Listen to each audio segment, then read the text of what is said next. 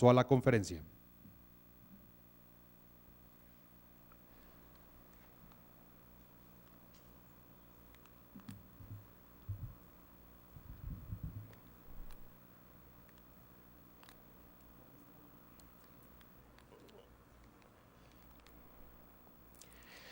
Federico II de Prusia acostumbraba a pasar sus lapsos de descanso en un hermoso castillo cerca de Potsdam, en Alemania. Rodeado de hermosos jardines, pasaba su tiempo el rey de Prusia, uno de los grandes déspotas ilustrados de la humanidad, pero siempre se topaba con un viejo molino que afeaba la vista de ese hermoso lugar. Un día, desesperado por esa vista para él nefasta, se entrevista con el dueño del molino y le pide que le venda el molino. La anécdota refiere que el dueño del molino era Pedro el molinero. Y el rey le dice que le venda el molino para derruirlo y seguir construyendo jardines alrededor de Sanssouci, que así se llamaba ese palacio de Federico II de Prusia. Pedro el molinero le dijo que no tenía el menor interés de venderle al rey ese molino. Entonces el rey enfureció y le dijo que entonces se lo iba a quitar, lo iba a desposeer de ese molino. Pero Pedro el molinero, con toda tranquilidad, dijo: todavía hay jueces en Berlín. Esta anécdota histórica creo que tiene un valor muy importante para todos los que laboramos en el Poder Judicial. ¿Qué satisfacción tan grande tendríamos, magistrados, jueces, secretarios, actuarios, oficiales, intendentes, cuando el pueblo de México, frente a una injusticia, se dijera automáticamente: todavía hay jueces en Toluca, en Nezahualcóyotl, en Chalco, etc. Qué importante es esto, y creo que ese es el reto fundamental que tiene la ética judicial. Trabajar hacia adentro para ganarnos esa confianza, pero también proyectar hacia afuera esa imagen que genera la legitimación finalmente del Poder Judicial frente a la ciudadanía.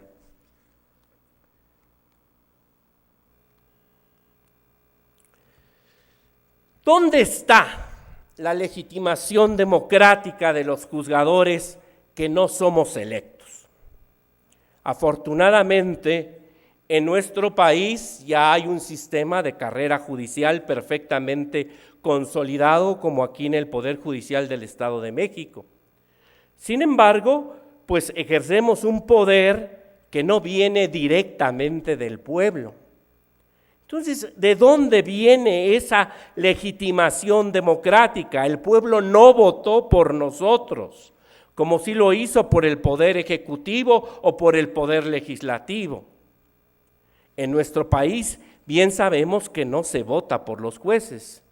Entonces, ¿de dónde viene nuestra legitimación democrática? ¿Por qué podemos dirimir controversias aplicando la ley al caso concreto e incluso coactivamente hacer cumplir nuestras determinaciones? ¿De dónde viene esa legitimación?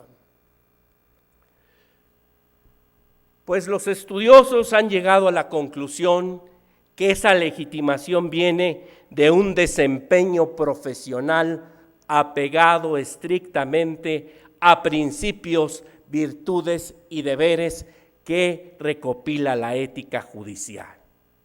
Como vamos a ver en esta pequeña charla, la ética judicial engloba todo lo que es deseable para los juzgadores y sus colaboradores. Entonces, la legitimación democrática de los jueces la encontramos precisamente ahí, en ese desempeño guiado por principios, virtudes y deberes que recoge la ética judicial.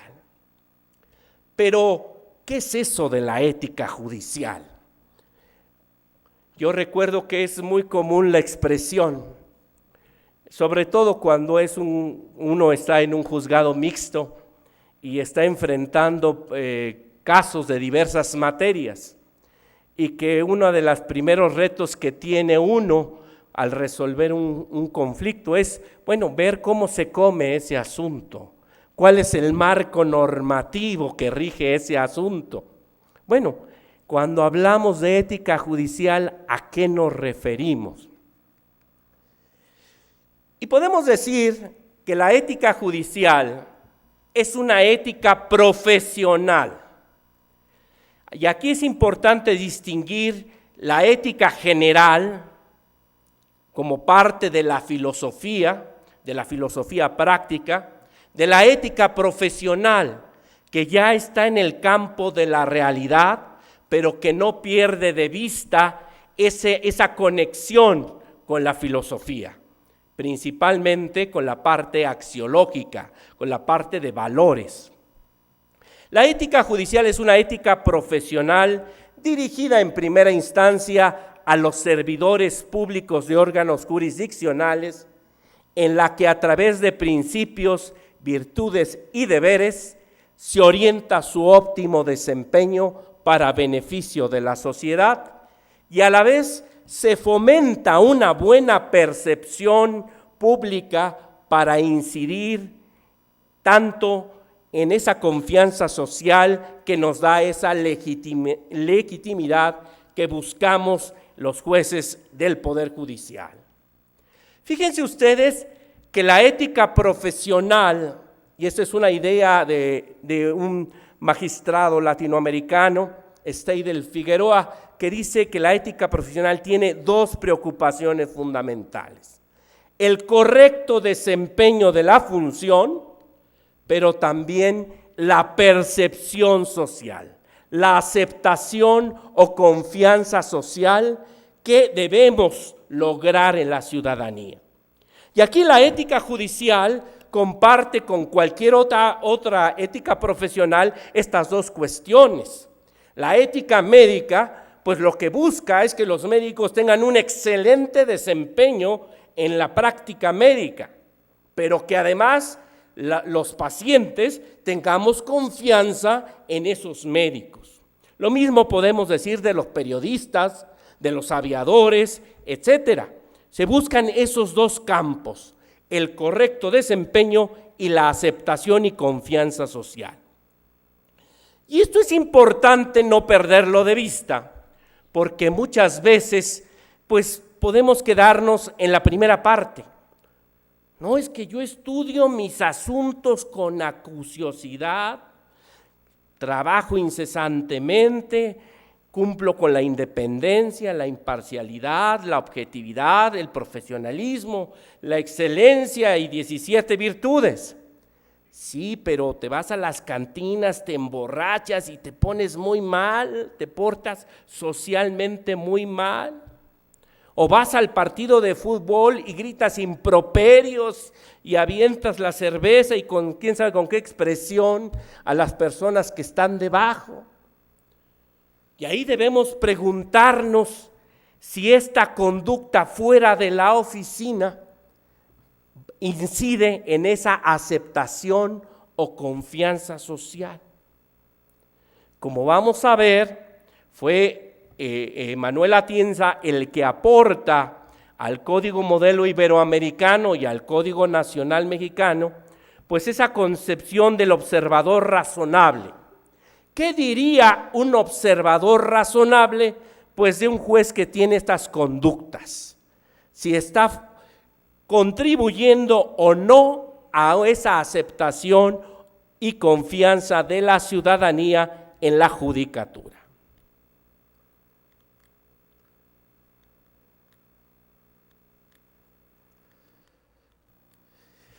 Y aquí es importante en esta cuestión que vamos a ver que finalmente se engloba en el principio de integridad, que aquí para la ética judicial no solo es necesario ser, sino también parecer. es lo que se decía de la esposa del emperador, de que no solo debe ser casta, sino que también debe parecer que lo es.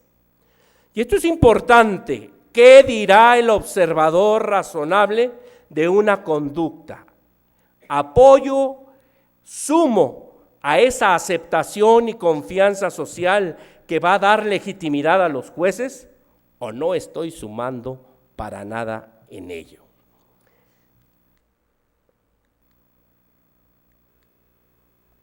Por eso es que la ética judicial no se circunscribe solamente al ámbito público, al del tribunal, sino también al ámbito privado, donde un observador razonable pueda decir, mira, ese juez se comporta de forma tan decorosa que yo sí tengo confianza en el Poder Judicial. La sociedad mexicana cada vez es más escrupulosa de los servidores públicos. ¡Qué bueno! Es ofensivo para la ciudadanía la ostentación, carros de lujo, viajes, una serie de manifestaciones de riqueza. Para un servidor público, esto es totalmente inadecuado. Desde luego que por eso es que hay que estar pensando en la ciudadanía y en esa legitimación que la ciudadanía espera del Poder Judicial. Y aquí viene una reflexión también muy importante, y aquí es donde vemos cómo es que esta ética profesional o aplicada, que es la ética judicial, pues tiene vasos comunicantes muy importantes con la filosofía general, que es precisamente el tema de la dignidad humana. La ética judicial tiene como preocupación fundamental el respeto a la dignidad humana. Bien sabemos que quien más ha abonado a esa concepción de la dignidad humana está precisamente en el filósofo de Königsberg, cuando decía que el ser humano debe ser visto como un fin en sí mismo y nunca como un medio para lograrlo. Immanuel Kant estableció que el hombre es un universo y que por eso ese universo que es valioso debe ser respetado. Claro, la ética kantiana es todavía más exigente porque nos obliga a por convicción hacer lo que es debido. El imperativo categórico kantiano actúa de tal manera que ese actuar tuyo pueda ser elevado a una regla universal. Y dice Immanuel Kant, tu dignidad está precisamente en que reconoces ese imperativo categórico, ese actuar no porque me conviene, sino porque estoy convencido de que así debe ser. Entonces, cuando queremos sensibilizar a los servidores públicos judiciales de la importancia de la ética judicial, creo que debemos empezar por ahí. Señores jueces, señoras juezas, señores secretarios, señoras secretarias, actuarios, notificadores, en cada actuación que ustedes están llevando a cabo, también en su conducta no profesional, está en cierta manera en juego la dignidad humana. Obviamente, cuando estamos resolviendo un asunto penal donde está en juego la libertad de una persona, un asunto civil o administrativo donde su patrimonio está en juego, un asunto familiar donde la patria potestad o la custodia está en juego, ¿cómo podríamos negar que está la dignidad humana en juego? Una decisión judicial trasciende, y eso es lo que hay que sensibilizar mucho en todos los aparatos jurisdiccionales, trasciende la hoja de papel y se transforma en vida humana, en verdaderos dramas humanos. Por eso es que el desempeño de todo el personal de órganos jurisdiccionales debe tener siempre presente: en nuestras manos está la dignidad humana. Qué importante, ¿verdad? Yo creo que ya nos queda claro la importancia de la ética judicial cuando decimos: en nuestras manos está la dignidad humana. Y curiosamente, a veces sí trabajamos muy bien para afuera, hacia los justiciables, y se nos olvida trabajar para adentro. Y en casa del herrero, asadón de palo. Cuántas injusticias en los órganos jurisdiccionales a veces se viven, se palpan con los trabajadores, con los colaboradores. Esos ambientes organizacionales que se pueden cortar con un cuchillo. Temas que yo he explorado en otra obra de administración y liderazgo para órganos jurisdiccionales. Finalmente, la ética judicial me obliga también a trabajar hacia adentro y que los principios, virtudes y deberes de la ética judicial también van hacia adentro, al trato digno que debo tener a los colaboradores. Finalmente, yo he demostrado en ese libro de administración y liderazgo para órganos jurisdiccionales cómo la ética judicial se vuelve en una propulsora de la efectividad de juzgados y tribunales, siempre y cuando esos instrumentos de liderazgo y de administración se guían precisamente por principios, virtudes y deberes de la ética judicial. Ya el señor Contralor adelantaba el pensamiento de Rodolfo Luis Vigo, un gran tratadista de la ética judicial iberoamericana, coautor del Código Modelo Iberoamericano de Ética Judicial. Y él habla de idoneidades técnico-científicas, físico-psicológicas, gerenciales, un poquito de la idea de administración y liderazgo que yo les comentaba, pero también de idoneidades éticas. Y reflexionando sobre esta idea de Rodolfo Luis Vigo, yo he llegado a la conclusión, y así lo expongo en mi libro, que finalmente todas las idoneidades se pueden englobar en la idoneidad ética. Porque un juez que no está capacitado para la materia a la que fue designado, un juez o un secretario que no se prepara, que no se actualiza, pues tampoco está cumpliendo con la idoneidad técnica científica, pero también está faltando a un deber ético. Y tenemos el principio de conocimiento y capacitación. Eso es un principio ético fundamental. Físico-psicológicas, si como en otros órganos jurisdiccionales de otro planeta pasa, y al juez se le bota el flotador y empieza a gritar y a aventar expedientes, a maltratar el personal, o que tiene episodios depresivos, y bueno, eso genera una interrupción seria en el servicio público, pues también está faltando, pues sí, a la idoneidad físico-psicológica, pero también a los principios de excelencia, cortesía, humanismo que recoge la ética judicial. ¿Y qué decir de las idoneidades gerenciales? Claro que yo en mi libro digo que la idoneidad gerencial está de la mano de la virtud del orden. Cuando un órgano jurisdiccional está ordenado, pues trabaja de forma excelente, tiene ese desempeño.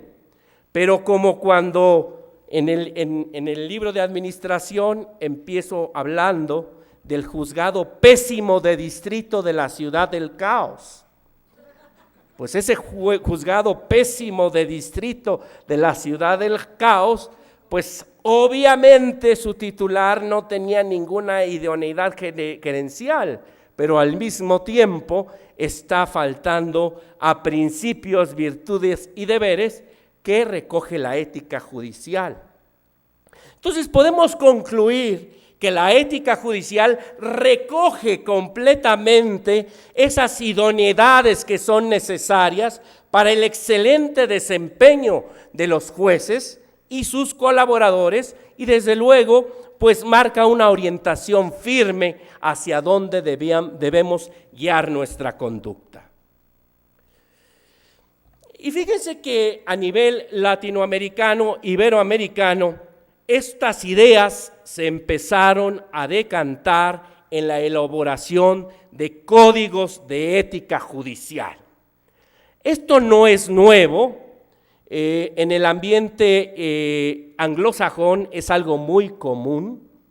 Desde los 70s en Estados Unidos se empezaron a expedir códigos de ética, no solo judicial, sino de ética profesional. Es en el ambiente norteamericano donde por primera vez la ética profesional, y está concretada a través de códigos de ética, tiene un desarrollo muy importante. A nivel mundial, pues tenemos los principios básicos relativos a la independencia de la judicatura de 1985. Y aquí es importante comentar que estos instrumentos internacionales, además de tener esa jerarquía, propiamente no son tratados internacionales, porque no han cumplido con los requisitos de la Convención de Viena del derecho de los tratados para ser obligatorios, pero sabemos que podemos ubicarlo en lo que es el soft law, lo que nos permite ubicar el estándar más alto para un derecho humano. Y bien sabemos que en materia de derechos humanos, la independencia judicial y la judicatura independiente es una preocupación muy importante, a grado tal que en el sistema no convencional de Naciones Unidas hay un relator especial de Naciones Unidas para la independencia de los magistrados, ¿no? Los principios básicos relativos a la independencia de la judicatura de 1985, el Estatuto Universal del Juez de 99, el Estatuto del Juez Iberoamericano de 2001, los principios de Bangalore sobre conducta judicial de 2002, la Carta de Derechos de las Personas ante la Justicia en el ámbito judicial iberoamericano de 2002. Y ya en nuestro país todos estos ordenamientos internacionales se concretaron con el Código de Ética del Poder Judicial de la Federación de 2004, que fue un detonador a nivel nacional para que todos los estados del país tuvieran su propio código de ética, así como otros tribunales. En el 2005, luego el Estado de México tuvo su primer código de ética. El Código de Ética del 2005, que quedó abrogado con el Código de Ética que estamos presentando en esta ocasión. El Código Modelo Iberoamericano de 2006. Este código es muy importante porque incluso en la parte considerativa del Código de Ética Judicial del Estado de México de 2018, te está señalando que es una de las fuentes primordiales de este nuevo código de ética. Y creo que es importante tener estos referentes porque seguramente el Comité de Ética que crea el Código de Ética del Estado de México del 2018 que estamos presentando aquí, pues va a tener muchos dilemas, muchos conflictos éticos y bueno, pues todas estas son fuentes importantes para dirimir esos dilemas que se le van a presentar, esas solicitudes de recomendación, esas solicitudes de consulta. Es un gran avance del Código de Ética del Estado de México, el actual, que ya tenga previsto un comité que va a difundir el Código de Ética, pero además que se va a encargar de resolver dilemas, recomendaciones, consultas que se le formulen. Creo que esto da un avance fundamental en el modelo que se busca para que efectivamente el Código de Ética pues pase de la potencia al acto, como decía Aristóteles, que tengamos realmente pues no solo la letra de papel del código, sino que eso se convierta en conducta diaria de los servidores públicos de órganos jurisdiccionales. ¿Qué funciones tienen los códigos de ética? Ya nos adelantaba el señor Contralor, pues que recopilan los principios, virtudes y deberes de un juzgador ideal. Manuel Atienza dice que la idea es que hay que pensar no en el juez promedio, no en el secretario promedio, no en el actuario promedio, sino en el buen juez, en el juez excelente. La preocupación no es en el juez, secretario, actuario o oficial que no incurre en responsabilidad administrativa. No, la preocupación de la ética es la excelencia, mover la voluntad del servidor público a un desempeño excelente. Por eso es que el código de ética se vuelve ese faro que arrastra la conducta de los servidores públicos judiciales hacia la excelencia. También a veces, pues como que los mexicanos somos de conciencia apagada, ¿verdad? Y necesitamos que nos digan claramente, explícitamente, que esa conducta es contraria a la ética, ¿verdad? Y por eso, a través de señalar ese principio, esa virtud o ese deber, se desarraiga una costumbre. Yo como estudioso y estudiante del derecho constitucional, pues he visto cómo en nuestro país, por ejemplo, muchas de las reformas constitucionales pues tuvieron precisamente la idea de explicitar algo que ya estaba en la letra de la Constitución, pero que los mexicanos necesitábamos que nos dijera claramente y sin lugar a dudas que eso no se podía hacer. Pues es el caso más grave, el del artículo 29 de las leyes de emergencia, ¿verdad? Que se tuvo que reformar en el cardenismo para decir, oye, solamente cuando haya suspensión de garantías individuales, el presidente puede legislar, para eso está el poder legislativo. Pues esa era la idea, ¿verdad? Por eso el poder legislativo, ¿verdad? Pero nuestros códigos se expedían en uso de facultades extraordinarias. ¿Hubo suspensión de garantías individuales? No. Porque en el tiempo que hubo suspensión con don Manuel Ávila Camacho, pues no se expidieron esos códigos, hay códigos anteriores, muchos de los códigos federales de 1930 se expidieron en uso de facultades extraordinarias sin suspensión de garantías. Bueno, pues el código de ética, a la hora de ponerme claramente, sobre todo eso se ve cuando se desdobla el deber, cuando queda el deber muy claro, pues va a desarraigar esas conductas, ya no te puedes hacer para un lado, ya no te puedes sordear como dicen los millennials, ¿verdad? Ya no te puedes sordear, aquí ya dice claramente que esta es una conducta contraria a la ética judicial. Aclaran y facilitan conductas, disuaden voluntades proclives a actitudes incorrectas y refuerzan la voluntad del juzgador. Fíjense que esto es bien importante, en mi libro de ética judicial recopilo cuando don Mariano Azuela Huitrón fue director del Instituto de Investigaciones Jurisprudenciales y de Promoción y Difusión de la Ética Judicial, él tenía una publicación mensual y en esa publicación mensual él hacía el mensaje del director. Esa publicación llegaba a todos los órganos jurisdiccionales federales. Y en uno de los mensajes del director, don Mariano decía que la ética judicial pues tiene que traducirse en conducta correcta. Y si no, pues la ética judicial no sirve absolutamente de nada, ¿verdad? La ética judicial debe convertirse en conducta excelente. Pero decía, en otro mensaje del director, yo creo que reflexionó y dice, bueno, pero también sabiduría. La ética judicial, y aquí es la gran labor de difusión que seguramente va a tener la Escuela Judicial y el Comité de Ética, se requiere sabiduría. Tenemos que difundir el código, debemos de difundir estudios sobre el código, tenemos que volver a difundir lo que está haciendo el Comité de Ética. Yo comentaba que hay varias experiencias que vale la pena retomar. Cuando el Código de Ética del Poder Judicial de la Federación, curiosamente, no tenía previsto un comité de ética.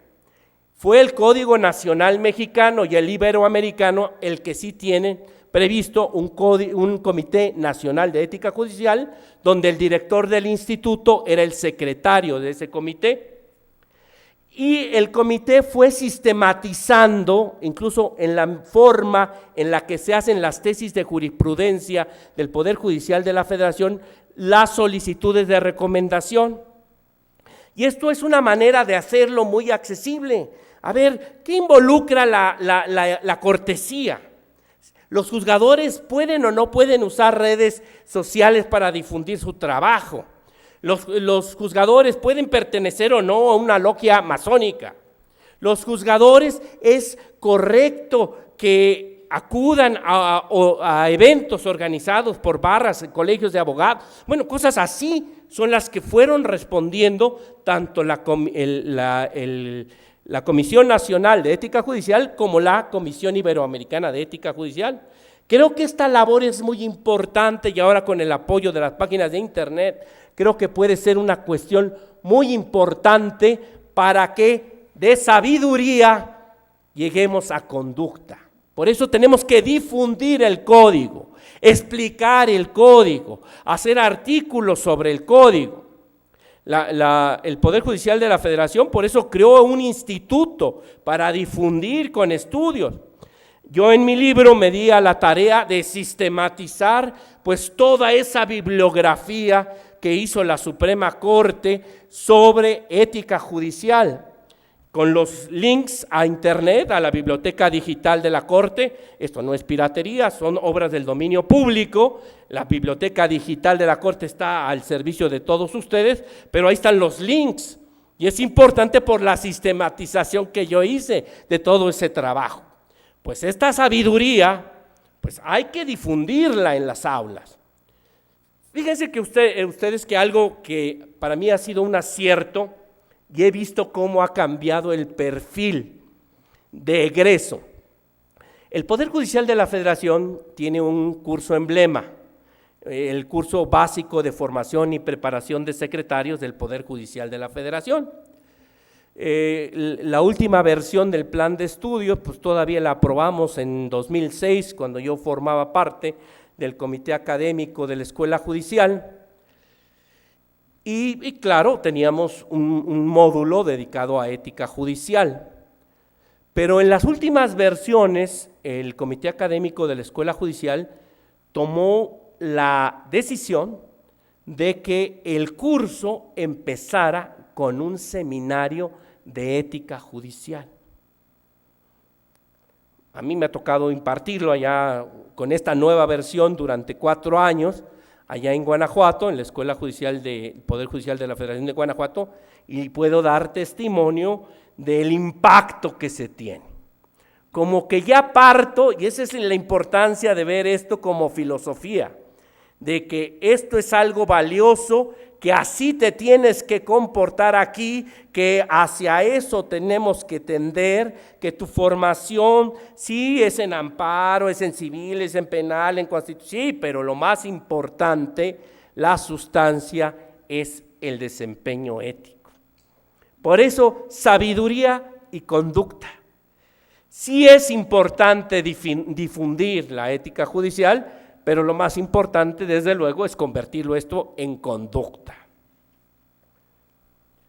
Y desde luego, pues ya cuando uno tiene esas bases de ética judicial, pues a veces uno reflexiona. Don Mariano Azuela Huitrón decía, con justa razón, y yo creo que todos los presentes no me van a dejar mentir, que somos seres humanos pues bastante limitados. Nos cansamos, a veces nos peleamos con la esposa, con el esposo, con la novia, la compañera, el compañero, A veces tuvimos un accidente de tránsito, a veces el hijo no nos dejó dormir en la noche o tenemos otro problema de distinta índole. Sin embargo, bueno, el tener una guía de conducta creo que nos permite en un momento dado reflexionar. Híjole, no dormí nada la noche anterior, pero tengo que sacar la cuenta de la sesión de mañana, ¿verdad? Y bueno, cafecito y cigarrito y vamos a darle, ¿no? Creo que eso es importante, esa reflexión, tener esa guía de reflexión. Por eso la importancia de este Código de Ética del Poder Judicial del Estado de México que estamos presentando. Y fíjense ustedes, y aquí lo van a ver, cómo el Código de Ética del Poder Judicial del Estado de México va a tener impacto en los códigos de ética de los defensores públicos, de los abogados, incluso hasta de los periodistas. Impacta, las demás profesiones jurídicas ya tienen otro referente respecto a lo que se espera de los juzgadores y sus colaboradores. Por eso tienen esa otra función de orientar a otras profesiones jurídicas. En este tiempo donde la opinión pública es tan importante, bueno, pues los periodistas pueden tener muy claramente qué pueden esperar de los jueces conociendo el Código de Ética. En el Poder Judicial de la Federación normalmente se hacía un curso de capacitación para los reporteros que cubren la fuente de la Suprema Corte. Bueno, pues una de las cuestiones importantes que se les daba en ese curso a los reporteros que cubrían la fuente de la Corte era el Código de Ética. Ese era un referente para ellos en su ética profesional de periodista, tener ese referente del Código de Ética Judicial. Decíamos que la ética judicial se estructura a partir de principios que dice Manuel Atienza que son núcleos concentradores de ética judicial, virtudes y deberes. Van a ver que en el Código de Ética del Poder Judicial del Estado de México ya propiamente no hay virtudes, algunas se recogen como principios y otras se incorporan como valores del servicio público. El Comité Coordinador del Sistema Nacional Anticorrupción decidió ponerle así, ¿verdad? Principios y valores del servicio público. Y esto se aterriza en deberes muy concretos de los juzgadores. ¿Cuáles son los principios fundamentales de los juzgadores y sus colaboradores? Pues la independencia, la imparcialidad, la objetividad, el profesionalismo y la excelencia. Si algo caracteriza al Poder Judicial, pues son estos principios. Si algo debería caracterizar al Poder Judicial, son estos principios. Si algo espera la ciudadanía del Poder Judicial, pues son estos principios.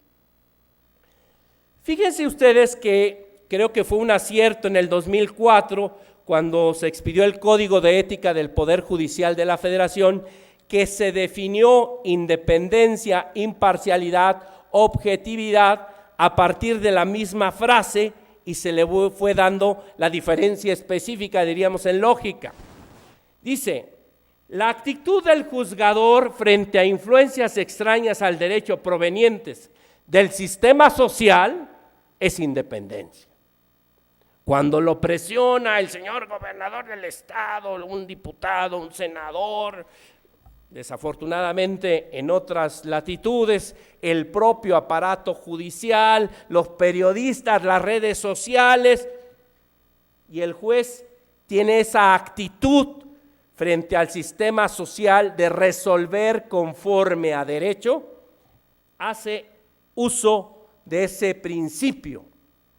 Encarna el principio de independencia.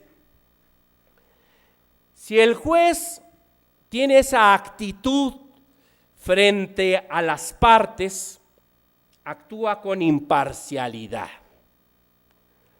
Cuando no toma en cuenta quiénes son los justiciables ni quiénes son los abogados de los justiciables, si es rico, si es pobre. Actúa con imparcialidad. Y cuando esa actitud del juzgador proviene de influencias provenientes de sí mismo, hace uso del principio de la objetividad.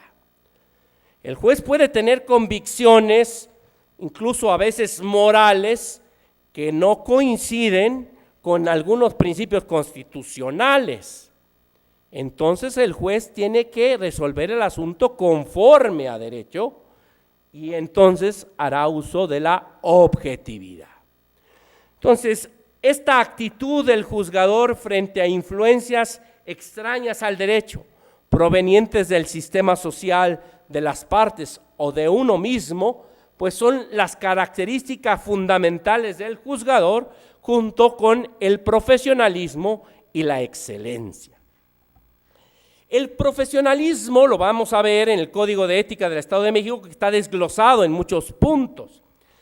La definición que tenemos en el Código de Ética del Poder Judicial de la Federación señala que es la disposición de ejercer de manera responsable y seria la función judicial con relevante capacidad y aplicación.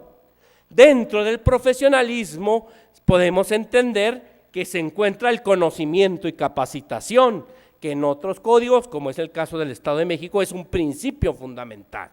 El de la motivación, que así lo tenemos en el Código de Ética del Poder Judicial del Estado de México. Y ahí recuerdo en mi libro una situación muy particular que recuerda a Jorge Malem, que en tiempos de las reformas borbónicas en España, el rey Carlos III prohibió a las audiencias. Saben ustedes que en tiempos coloniales las audiencias eran el órgano superior de administración de justicia. Pues les prohibió a todas las audiencias fundar y motivar sus resoluciones. Imagínense ustedes, no cabe duda que era tiempos del despotismo ilustrado, ¿verdad? Todo por el pueblo, pero sin el pueblo. En estos tiempos, ¿sería posible pensar en un poder judicial que no motivara? Imposible. Además, ya sabemos que es un principio constitucional, pero además de ser un principio derivado del artículo 16 de la Constitución, sabemos que es un deber ético. Y entonces, pues debemos llevarlo a niveles de excelencia. Yo recuerdo que cuando empecé a trabajar con don Mariano Azuela en la Suprema Corte, primero como su secretario de Estudio y Cuenta y luego como su secretario particular, él me enseñó, porque él me enseñó a proyectar, él me enseñó que una sentencia tiene que tener todo lo necesario, pero nada más que eso, de lo que es necesario, ¿verdad? Nada que distraiga la atención. Y me enseñó también que las sentencias tienen que convencer, tienen esa función retórica. Las sentencias tienen que convencer. Fíjense ustedes que en el Poder Judicial de la Federación tenemos una batalla campal por esas sentencias de 500 hojas, que son 480 de transcripciones y 20 hojas de estudio. Hay un gran debate en el Poder Judicial de la Federación, en el órgano jurisdiccional al que me honro en pertenecer, integrado por magistrados pues muy sensibles, entre otras cosas, al tema ecológico, ¿verdad? Y esas sentencias de 500 hojas, pues nada más atentan contra el medio ambiente y la austeridad republicana. Bueno, lo importante es la fundamentación y motivación de la sentencia, de la decisión, la justificación de la decisión, que se cumpla con el principio de saturación en la argumentación. Nosotros ya no transcribimos. Fíjense ustedes que cuando estábamos explorando las formas en que podíamos hacer las sentencias, pues si no ciudadanas, sí por lo menos más accesibles, veíamos que curiosamente antes de las computadoras, cuando las sentencias se hacían en máquina mecánica, además con copias de papel cebolla, con un montón de hojas de carbón, pues las sentencias eran pequeñitas, ¿verdad? Porque pues no había manera y llegaron las computadoras y a copiar y pegar y se hacen sentencias kilométricas, ¿no? Entonces, la motivación obliga a transmitir la justificación de una decisión y cumplir con ese principio de saturación de la argumentación. Muy diferente a lo que les ordenó Carlos III a las audiencias, ¿verdad? Todo lo contrario. Laboriosidad. Creo que no hay cuestión más frecuente, afortunadamente, más triste y más vergonzosa en la administración de justicia que el rezago. Se cuenta que en algunas épocas ya pasadas de la Suprema Corte, cuando había caducidad en la ley de amparo, pues las partes cada año llevaban su promoción, pero también le llevaban un pastelito con una vela más al secretario para ver cuándo salía su asunto.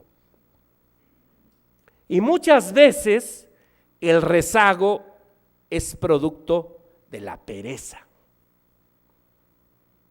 Cuando llegué a trabajar con el ministro Azuela a la Suprema Corte, pues recibimos de la anterior conformación del máximo tribunal, pues todos los asuntos de la sala auxiliar. Y la primera encomienda que me dio es, oye, pues dale una revisadita, era todo el privado que me iba a dar el ministro, estaba lleno de expedientes, unos 300 expedientes de la sala auxiliar. A ver, revisa esos asuntos. Y le di cuenta que de esos 300 asuntos, más o menos como 150 era ley de amparo anterior, ya estaban caducos. Y el ministro Azuela acuñó una frase que comento en el libro: esto es el ejemplo más claro de la flojera de la flojera. Y de por sí los asuntos de caducidad son muy sencillitos. Ven el monstruo de papel y bueno, pues ni siquiera abrir el toca del asunto. La flojera de la flojera. Laboriosidad. Los jueces, los secretarios, los actuarios laboriosos, pues están adelantados en su trabajo.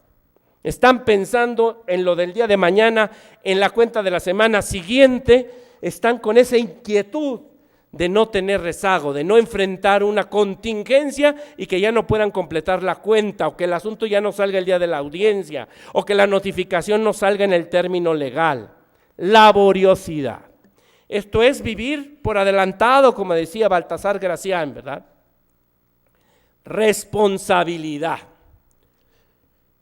Este es un principio que está presente en el Código de Ética del Estado de México, que yo lo veo en dos vertientes. Primero, estar consciente del encargo que tengo y que en función de ello tengo que tener ese desempeño profesional. Pero también, como ser humano que soy, pues también cometo errores. Y cuando cometo errores, pues tratar de rectificar legalmente, de poder enmendar el camino y que esto no vuelva a suceder. Una anécdota que a mí me pasó como juez de distrito. Alguna vez, y esto era muy importante, tener la confianza del personal para que ante cualquier error pues, se lo pudieran comentar a uno y tratar de enmendarlo legalmente. Yo recuerdo que alguna vez, pues una oficial cometió un error e indebidamente se mandó un oficio. Bueno, inmediatamente se hace la certificación, se hace un acuerdo, se rectifica, se le notifica a todo mundo y se vuelve a emitir el oficio, ¿verdad? No dejar correr el error, regularizar el procedimiento, bendita institución. Regularizar el procedimiento. Pero lo importante es tomar conciencia y que esto no se vuelva a repetir. Entonces, eso es responsabilidad también. Estar consciente de que yo tengo un deber frente al encargo y que en un momento dado, si hay un error, yo tengo que responder por él. ¿Verdad? Qué grave cuando entre oficiales, entre el actuario, tratan de encubrir ese error, y de un error se convierte francamente en una conducta delictiva. Falsificación de constancias, pérdida de expedientes, pérdida de valores. Bueno, creo que esa es una muestra palpable de cuando se pierde esta guía de la responsabilidad. Respeto, ya comentábamos que pues en el Poder Judicial pues también el respeto es hacia los justiciables y hacia los colaboradores, ¿verdad? Cortesía. Qué importante que el Comité Coordinador del Sistema Nacional Anticorrupción haya incorporado este principio, cortesía. Fíjense que curiosamente en el Código de Ética del Poder Judicial de la Federación no tenemos cortesía. Sí está en el Nacional Mexicano y sí está en el Iberoamericano, no teníamos cortesía. Pero aún así, la Comisión de Ética Judicial, Nacional de Ética Judicial, para un caso del Poder Judicial de la Federación, hizo uso de los otros dos códigos, del Nacional y el Iberoamericano, para responder que estamos obligados, por profesionalismo, a la cortesía. Secreto profesional, importantísimo. Por nuestras manos pasa información muy delicada que puede comprometer pues la honra de las personas. Otra vez, la ética judicial salvaguarda la dignidad humana. La dignidad humana, por eso nuestra obligación de secreto profesional. La excelencia, y aquí recojo la sistemática que tenemos en el Código de Ética del Poder Judicial de la Federación. El Poder Judicial de la Federación no ha expedido su Código de Ética conforme a los lineamientos del Comité Coordinador del Sistema Nacional Anticorrupción. La Contralora, mi amiga, la maestra Arely Gómez González, me comentó que ya tienen un borrador, y yo le dije, pues dame chance de opinar del borrador, porque ya hemos visto, con esta oportunidad que me están dando, de ver un código que puede ser un modelo a nivel nacional, como es el Código del Estado de México. Pero hay otros que han salido a nivel estados, por lo menos otros 3, que creo que podrían mejorarse. Claro, toda obra humana es mejorable, pero creo que sí es importante tener el referente de su código, del Código de Ética del Poder Judicial del Estado de México, porque no es fácil poder, y seguramente el señor Contralor se enfrentó con eso, de poder empatar pues la estructura que da los lineamientos del Comité Coordinador del Sistema Nacional con esta evolución que teníamos de ética judicial. Una de las cuestiones que yo creo que sería importante retomar es el tema de las virtudes.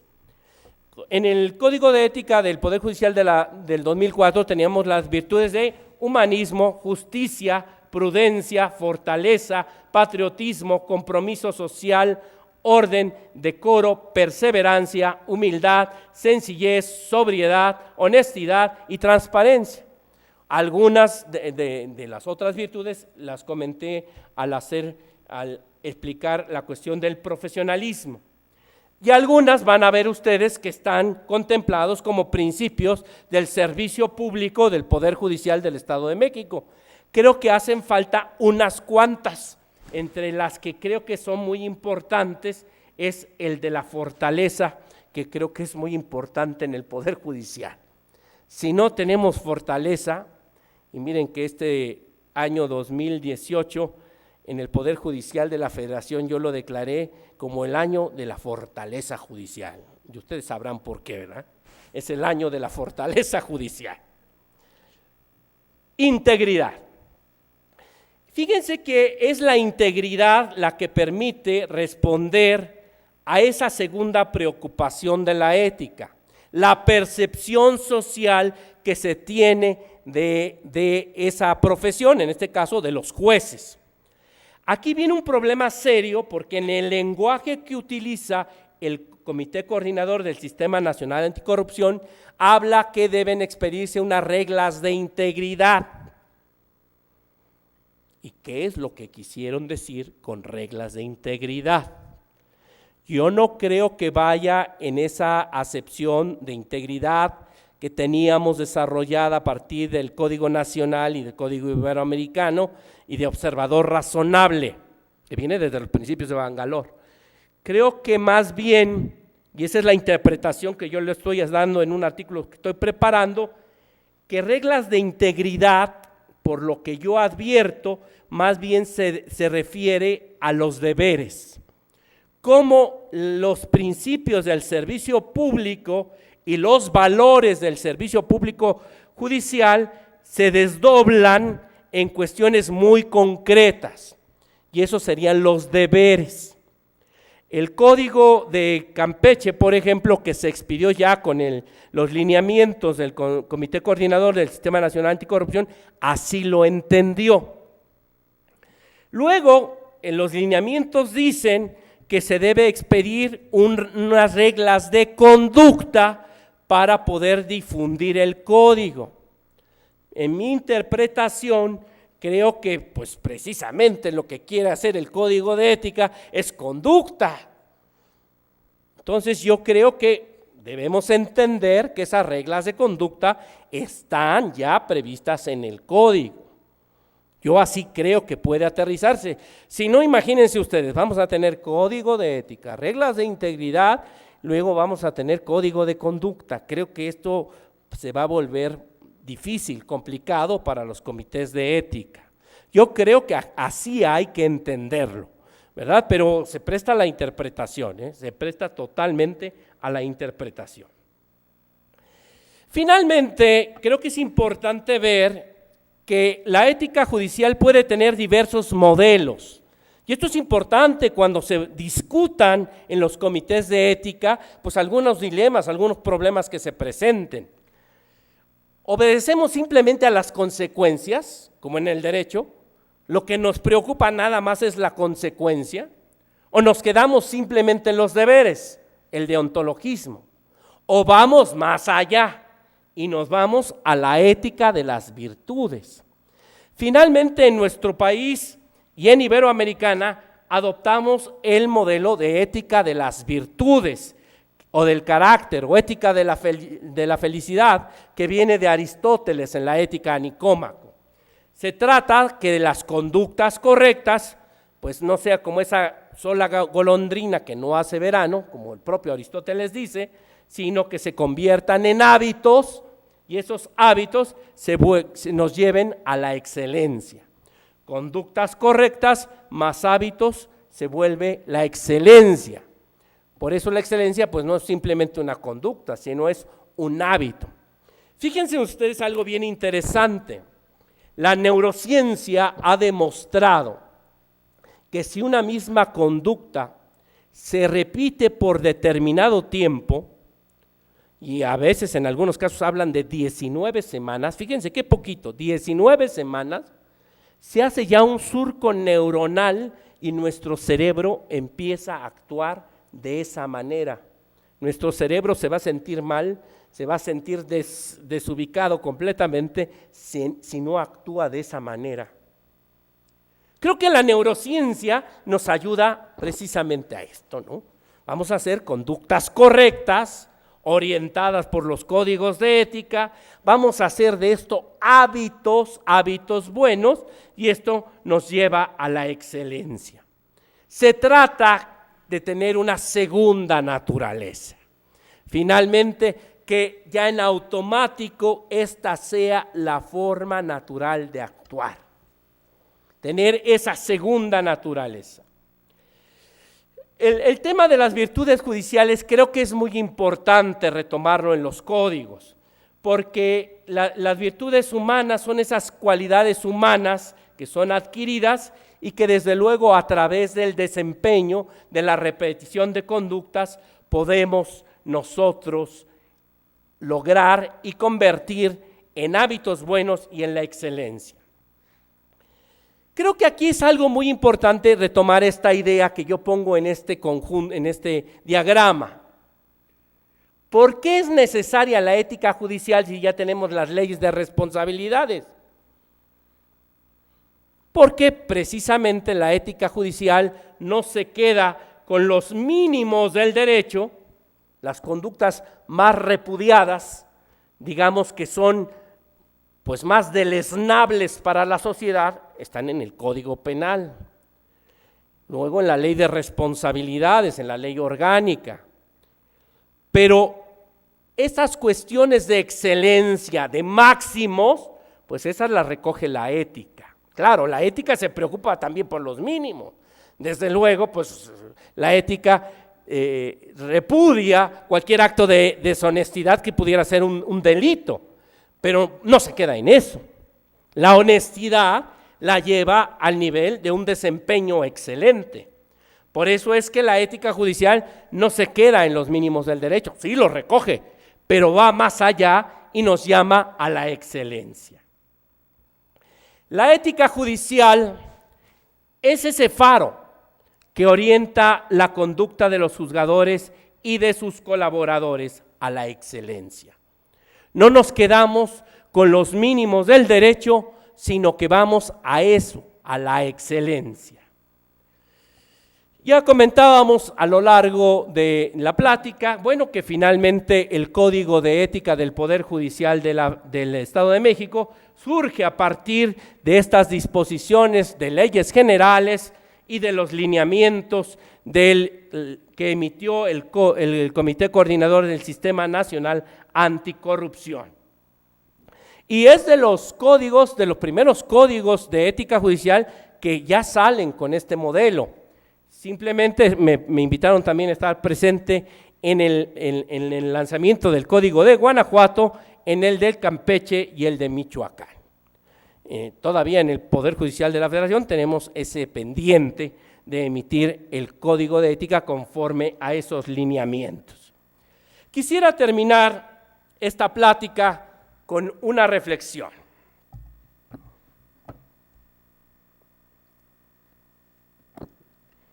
Le preguntaron al gran matemático persa Al-Khwarizmi sobre el valor del ser humano, y éste respondió: si tiene ética, entonces su valor es igual a 1.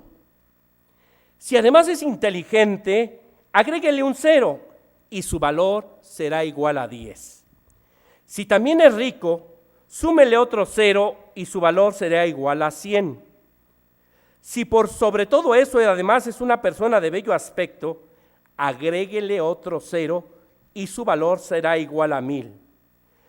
Pero si pierde el 1 que corresponde a la ética, perderá todo su valor, pues solamente le quedarán los ceros. Así de sencillo. Sin valores éticos ni principios sólidos, lo único que queda son delincuentes, corruptos y personas que no valen nada y que no las queremos en los órganos jurisdiccionales federales. Mi obra se la dedico a un ejemplo de juzgador excelente, al ministro en retiro Mariano Azuela Huitrón, 26 años de desempeño excelente en la Suprema Corte de Justicia de la Nación, director del Instituto de Investigaciones Jurisprudenciales y Promoción y Difusión de la Ética Judicial. Muchas de las anécdotas de las vivencias de mi libro de Ética Judicial y de Administración y Liderazgo precisamente surgen de ese ejemplo, que creo que también es algo bien importante para aprender ética judicial, tener buenos ejemplos, ¿verdad?, de esas conductas orientadas a la excelencia. Pongo a disposición de todos ustedes, mi página web, arielrojascaballero.com, el material de esta plática, además de que está en el libro, lo pueden descargar gratuitamente en la página de internet. Se actualiza permanentemente en mi página en temas de derechos humanos, ética judicial, administración de órganos jurisdiccionales, temas de educación, etcétera, arielrojascaballero.com, está muy fácil. Y también tengo un canal de YouTube donde subo todas mis conferencias, mis cursos, doctor Ariel Rojas Caballero, ahí pueden ver todos los videos de mis pláticas, de mis conferencias, de mis cursos, y esto es un apoyo, desde luego, para poder seguir difundiendo la ética judicial y otros temas. Agradezco sinceramente al Poder Judicial del Estado de México enorme distinción de haberme considerado para presentar su código de ética, un código que en este momento es modelo a nivel nacional. Mi agradecimiento al magistrado presidente Sergio Javier Medina Peñalosa, al doctor Víctor Manuel Rojas Amandi, director general de la Escuela Judicial del Estado de México, y a la directora del Centro de Ética Judicial, que tiene precisamente esta labor tan importante en nuestro país, mi querida amiga la maestra María José Núñez Gleni. Muchas gracias a todos ustedes, muy amables, y a volver conducta esto que hemos aprendido. Muchas gracias.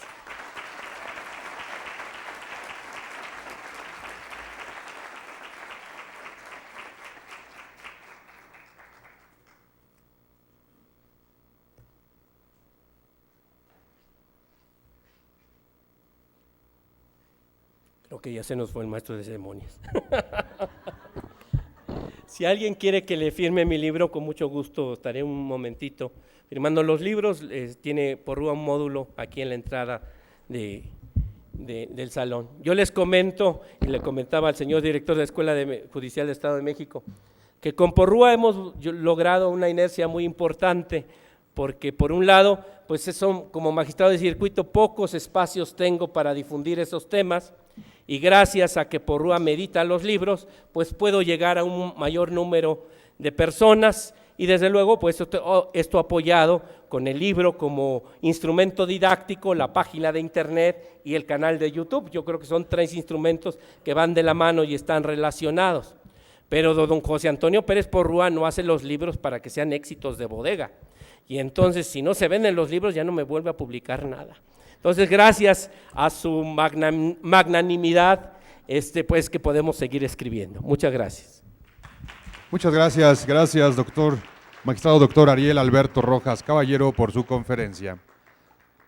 En la parte infine, realizamos el mensaje de clausura y le pedimos al doctor Víctor Rojas Amandi haga uso de la voz.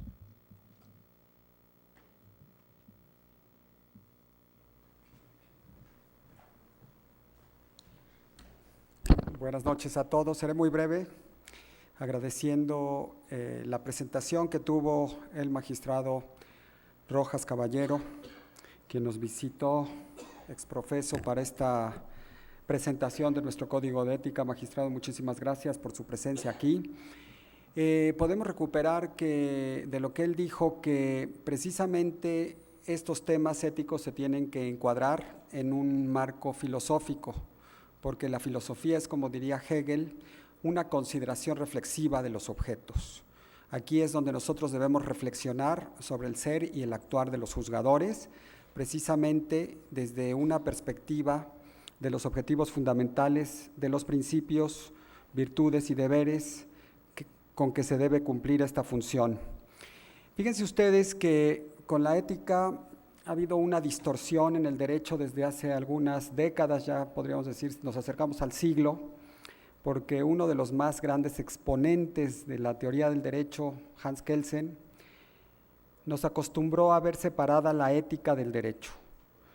El mismo Kant se hubiera, podríamos decir que admirado, o más que admirado, se hubiera decepcionado de uno de sus alumnos más importantes, de sus difusores más importantes, porque precisamente Kant fue el que estableció que eran parte de lo mismo.